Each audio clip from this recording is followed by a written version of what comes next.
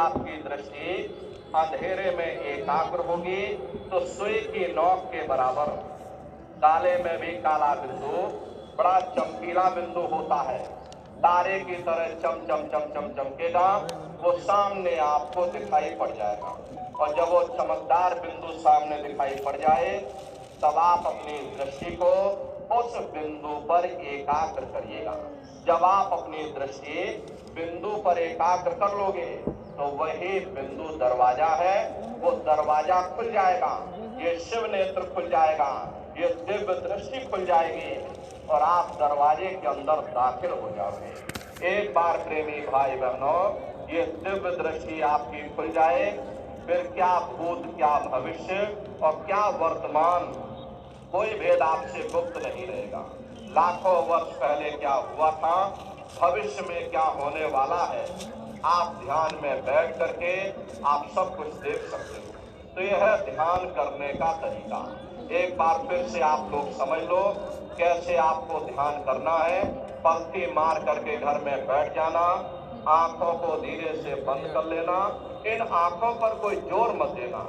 बहुत से प्रेमी भाई बहन गलती करते हैं कि अपनी आंखों पर जोर लगाते हैं। यदि आप अपनी आंखों पर दबाव डालोगे, आंखों की पुतलियों में दर्द होगा, फिर आप अपनी बाहरी आंखों को खोल दोगे।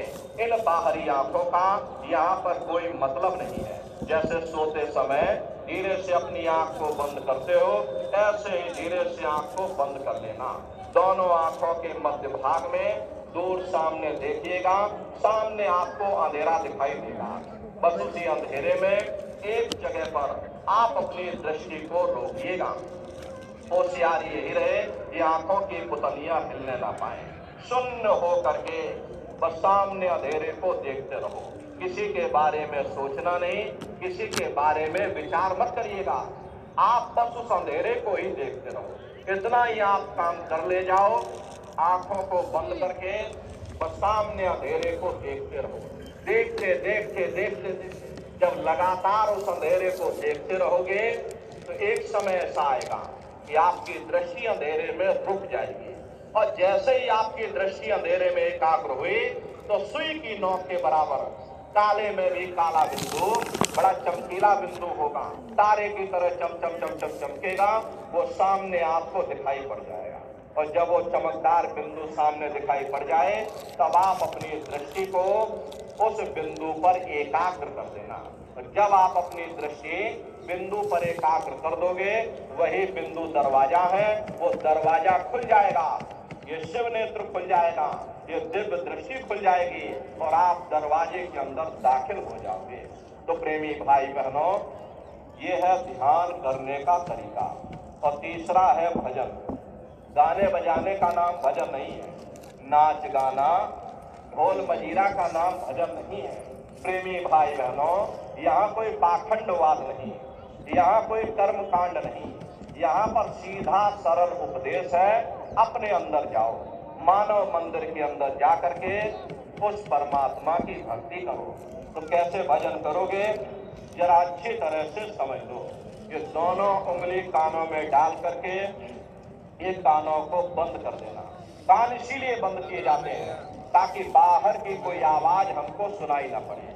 अपनी सुविधा के अनुसार बैठिएगा, कुर्सी पर चाहे कुर्सी पर बैठ जाओ, सोफे पर चाहे सोफे पर बैठ जाओ, या कोई तकिया इस तरह से रख लेना और दोनों हाथ ऊपर रख करके ये दोनों उंगली कानों में डाल करके ये कानों को बंद कर लेना।